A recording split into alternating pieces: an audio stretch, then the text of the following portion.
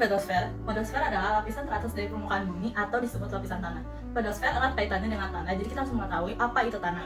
Tanah adalah bagian dari bumi berupa kerak yang tersusun dari bahan organik dan mineral. Kita masuk dalam siklus proses pembentukan tanah. Dimulai dari magma. Magma di sini berupa cairan panas yang akan bergerak ke atas sehingga mengalami yang namanya pembekuan dan pendinginan. Pada saat mengalami pembekuan dan pendinginan, magma tersebut akan membeku sehingga membentuk batuan beku. Batuan beku ini memiliki 3 tahapan, yaitu dalam, korok, dan luar. Yang pertama itu dalam. Batuan beku dalam akan membeku ketika berada dalam perut bumi, sedangkan korok, batuan beku akan mengalami pembekuan ketika melewati gang ataupun korok gunung. Yang ketiga ada batuan beku luar. Batuan beku luar akan membeku ketika sudah keluar dari gunung, ataupun peristiwa ini disebut dengan peristiwa vulkanik ataupun gunung berapi. Setelah mengalami pembekuan, batuan beku tersebut akan mengalami yang namanya pelapukan dan erosi, di mana pelapukan dan erosi ini akan membentuk sebuah tanah. Sebelumnya pelapukan terdiri menjadi 3, yaitu pelapukan fisik, kimiawi, dan organik. Sedangkan erosi itu adalah penyikisan batuan, sehingga ketika mengalami pelapukan dan erosi, batuan-batuan tersebut akan membentuk batuan halus dan partikel-partikel kecil. Partikel-partikel kecil itu yang disebut sebagai batuan kerikil. Ketika partikel kecil tersebut dan batuan halus tersebut menyatu, maka terbentuklah tanah. Ketika tanah sudah terbentuk, maka tanah-tanah tersebut akan menumpuk sehingga terbentuklah sedimen, di mana sedimen ini merupakan penumpukan dan pengendapan tanah. Ketika tanah menumpuk dan mengendap, tanah tersebut akan tertimbun sehingga membentuk sedimentary rock yang disebut sebagai pengerasan tanah. Ketika tanah tersebut mengeras, maka tanah tersebut akan membentuk sebuah batuan yang disebut sebagai batuan metamorf. Di mana batuan metamorf ini akan mengalami yang namanya tekanan yang tinggi. Ketika mengalami tekanan yang tinggi, maka batuan metamorf ini akan kembali kepada magma, sehingga batuan metamorf akan menyatu dengan magma kembali. Pelapukan batuan dan faktor pendorongnya. Pelapukan batuan dibagi menjadi 3. Yang pertama, pelapukan fisik. Pelapukan ini adalah menghancurkan massa batuan yang disebabkan oleh tenaga fisik, sedangkan susunan kimianya tetap. Pelapukan fisika juga disebut dengan istilah pelapukan mekanik. Pelapukan fisik ini disebabkan oleh perbedaan temperatur, arus air, kekuatan angin, ombak, dan lain sebagainya. Contohnya adalah pelapukan fisik dengan ombak laut. Yang kedua adalah pelapukan biologis atau disebut juga pelapukan organik. Ini terjadi akibat proses organik. Pelakunya adalah makhluk hidup seperti tumbuh-tumbuhan, hewan, atau manusia. Contohnya akar tumbuhan yang bertambah panjang dan dapat menembus dan menghancurkan batuan, karena akar mampu mencengkram batuan. Yang terakhir adalah pelapukan kimiawi. Pelapukan kimiawi adalah proses pelapukan batuan yang disertai dengan perubahan susunan unsur kimia batuan yang lapuk. Terdapat 4 proses. Yang pertama adalah hidrasi. Hidrasi adalah proses batuan yang mengikat batuan di atas permukaan saja. Yang kedua adalah hidrolisa. Hidrolisa adalah proses pengurangan air atas unsur-unsurnya menjadi ion-ion positif dan negatif. Yang ketiga adalah proses oksidasi. Proses ini adalah proses pengaratan besi. Batuan yang mengalami proses oksidasi mengalami pengaratan. Proses pengaratan ini berlangsung sangat lama hingga mengakibatkan batuan akan mengalami pelapukan. Proses yang selanjutnya adalah proses karbonasi. Proses ini dibantu oleh karbon dioksida. Gas yang terkandung pada air hujan saat masih menjadi uap adalah karbon dioksida. Jenis batuan yang mudah mengalami karbonasi adalah batuan kapur. Selanjutnya adalah faktor pendorong pelapukan batuan. Faktor pendorong ini ada 4. Yang pertama adalah struktur batuan, di mana struktur batuan itu berbeda-beda sesuai dengan jenis batuannya. Contohnya batuan sedimen yang lebih mudah untuk melapuk dibandingkan dengan batuan beku. Yang kedua adalah keadaan topografi. Keadaan topografi atau permukaan tanah ini bisa menjadi faktor pendorong pelapukan batuan, di mana batuan yang berada di lereng yang curam cenderung lebih mudah untuk mengalami pelapukan dibandingkan dengan batuan yang landai. Yang selanjutnya adalah faktor cuaca dan iklim, di mana cuaca yang dingin ini akan menyebabkan batuan lebih sulit lapuk dibandingkan dengan cuaca panas dan lembab, karena cuaca yang panas dan lembab akan mempercepat proses pertumbuhan mikroorganisme yang bisa menyebabkan pelapukan batuan menjadi lebih cepat. Pelunakan struktur batuan adalah proses perubahan bentuk dan tekstur dari bahan-bahan hasil pelapukan batuan menjadi lebih lunak dan halus. Pelunakan ini dipengaruhi oleh faktor-faktor seperti air, angin, gravitasi, dan aktivitas biologi. Air dapat mengangkut bahan-bahan hasil pelapukan ke tempat lain atau membentuk endapan-endapan baru di dasar sungai atau laut. Angin dapat menerbangkan bahan-bahan hasil pelapukan yang ringan dan membentuk bukit-bukit di pasir di daerah kering. Yang ketiga, gravitasi yang dapat menarik bahan-bahan hasil pelapukan ke arah bawah atau membentuk lereng-lereng curam di daerah pegunungan. Selanjutnya, aktivitas biologi yang dapat mencampurkan bahan-bahan hasil pelapukan dengan bahan organik dari tumbuhan atau hewan yang mati atau hidup di permukaan tanah. Selanjutnya, tumbuhan tanaman perintis. Perlu diketahui, tumbuhan perintis adalah tumbuhan yang memulai habitat atau menciptakan suatu habitat di mana tidak ada tumbuhan lain yang tumbuh di habitat tersebut. Tumbuhnya tanaman perintis ini disebabkan karena adanya unsur air yang melimpah di dalam batuan lunak. Tanaman perintis akan menghasilkan asam humus yang kemudian mengalir ke celah batuan. Kemudian asam humus akan membuat batuan lunak menjadi lapuk sempurna hingga berbentuk tanah. Selanjutnya adalah faktor pembentukan tanah. Yang pertama yaitu iklim, yang dipengaruhi oleh dua unsur yaitu suhu atau temperatur dan juga curah hujan. Suhu berpengaruh terhadap proses pelapukan batuan. Perbedaan suhu di siang hari dan malam hari akan mempengaruhi cepat lambatnya proses pelapukan batuan. Pada daerah lembab dan suhunya panas, proses pelapukan batuan akan lebih cepat dibandingkan dengan daerah yang suhunya dingin atau rendah. Selanjutnya ada curah hujan. Curah hujan juga berpengaruh terhadap kekuatan tenaga membentuk tanah dan pencucian tanah. Jika pencucian tanahnya berlangsung dengan cepat, pH tanah akan menjadi semakin rendah, sehingga proses pembentukan tanah akan menjadi semakin cepat. Kemudian yang kedua ada aktivitas organisme. Organisme juga membantu proses pelapukan dan pembentukan tanah. Organisme beraktivitas dalam tanah yang mengeluarkan zat tertentu sehingga bisa menghancurkan batuan. Jenis vegetasi dan kandungan unsur kimia organisme juga dapat mempengaruhi sifat tanah. Contohnya, warna tanah bisa disebabkan oleh kandungan mineral dan organik tanah. Yang ketiga yaitu bahan induk. Berarti berasal dari batuan induk yang mengalami pelapukan dan kemudian menjadi tanah. Bahan induk sendiri terdiri atas batuan vulkanik, batuan beku, batuan sedimen, dan metamorf.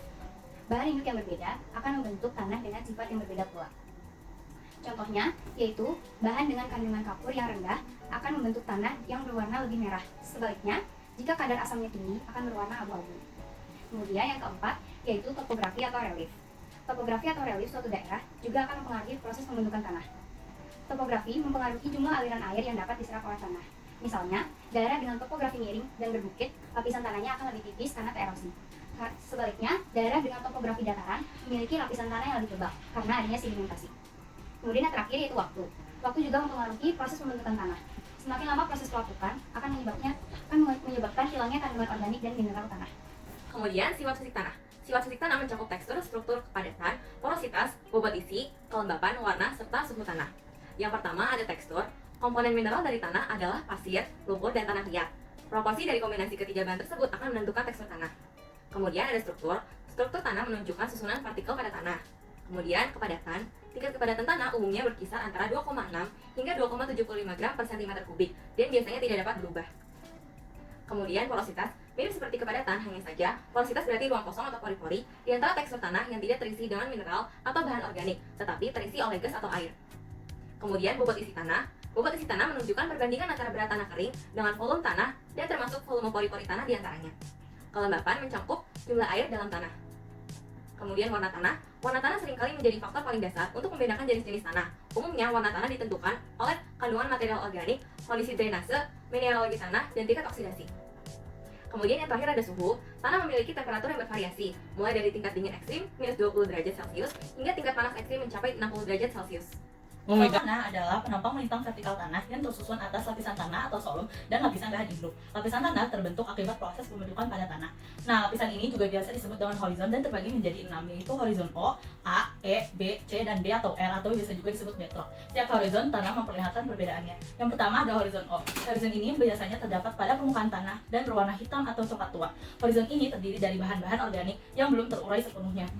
Selanjutnya horizon A, yaitu horizon ini terdiri dari campuran bahan organik dan mineral. Horizon ini biasanya berwarna lebih terang daripada horizon O dan merupakan tempat tumbuhnya akar tanaman.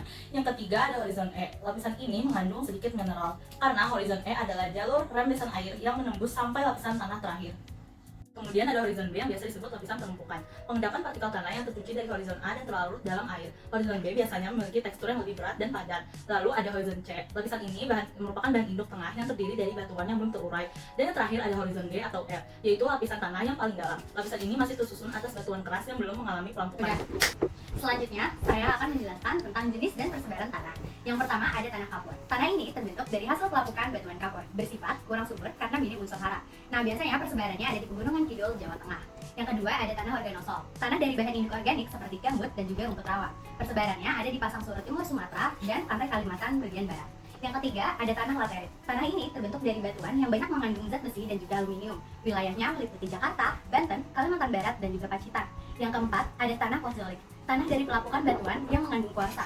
Persebarannya ada di daerah Sumatera, Kalimantan, Yang kelima, ada tanah vulkanik. Tanah ini hasil dari pelapukan material padat yang dikeluarkan oleh gunung berapi. Sifatnya subur, tersebar di Pulau Jawa, Sumatera, Bali, dan juga Lombok. Yang keenam, ada tanah pasir. Tanah ini terbentuk dari batuan pasir yang telah lapuk. Wilayah persebarannya terdapat di pantai bagian barat Sumatera Barat, Jawa Timur, Sulawesi, dan juga Yogyakarta. Yang ketujuh, ada tanah aluvial, terbentuk dari endapan lumpur sungai. Tanah ini banyak tersebar di Sumatera bagian timur, Jawa bagian utara, dan Kalimantan bagian selatan. Yang kedelapan dan yang terakhir adalah tanah humus, terbentuk dari tumbuh-tumbuhan yang telah membusuk. Wilayahnya meliputi kawasan hutan Indonesia. Selanjutnya ada konservasi tanah. Konservasi tanah adalah usaha untuk mencegah kerusakan tanah akibat erosi maupun karena penggunaan tanah berlebihan, sehingga tanah berubah secara kimiawi dan geologi tanah. Konservasi tanah dikelompokkan menjadi 3. Yang pertama, metode vegetatif. Metode vegetatif ini dengan menggunakan tanaman atau bagian tanaman. Contohnya yang pertama, reboisasi dan penghijauan. Reboisasi adalah penanaman kembali hutan yang gundul dengan tujuan untuk mencegah erosi. Yang kedua ada windbreaks. Windbreaks ini metode penanaman vegetasi untuk melindungi tanah dari terpahan angin. Ketiga, buffering. Buffering ini metode menanam tanaman keras pada lahan yang sangat miring. Yang keempat, strip cropping. Strip cropping ini penanaman berjalan tegak lurus terhadap aliran air atau arah angin. Yang kelima, contour strip cropping. Contour strip cropping ini penanaman berjalur sejajar dengan garis kontur. Yang keenam, crop rotation atau pengaliran tanaman. Menanam tanaman secara bergantian tujuannya untuk menghindari hama dan penyakit lainnya. Yang ketujuh, multiple cropping. Multiple cropping ini menanam 2 tanaman atau lebih pada satu lahan dan satu waktu tanam. Contohnya menanam kacang hijau atau kedelai bersama-sama. Yang kedua ada metode mekanik. Metode mekanik ini dengan mengolah tanah atau mengubah bentuk fisik tanah. Contoh yang pertama, terasering. Terasering ini pembuatan teras-teras pada lahan yang miring. Yang kedua ada guludan. Guludan ini pembuatan gundukan tanah agar air bisa mengalir searah dengan garis kontur. Ketiga ada rorak. Rorak ini pembuatan parit buntu sejajar kontur, bertujuan untuk menjebak dan meresapkan air. Yang keempat ada contour tillage. Contour tillage ini pengolahan tanah sejajar dengan garis-garis kontur dan membentuk igir-igir kecil yang memperlambat aliran air. Yang kelima ada check dam. Check dam ini kegiatan membendung aliran air melalui parit sehingga material yang tererosi bisa tertahan dan terendapkan. Ketiga ada metode kimia. Metode kimia ini dengan memberikan bahan kimia. Tujuannya untuk membadati struktur tanah agar sesisten dan tahan terhadap erosi. Sasarannya pada tanah yang kandungan organik kurang dari 20%, peka terhadap erosi, tanah kapur, dan tanah terlalu asam. Contohnya menambahkan zat asam pada tanah kapur.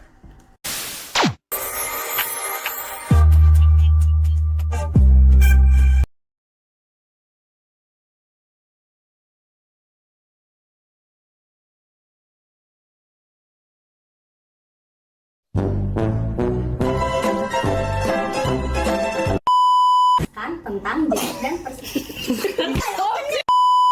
Pelapukan kimiawi. Lah kok tiba-tiba atau disebut lapisan tanah. Itu kan ya bisa lorong. Di pulau kok terbentuk Tetap situ, Nes.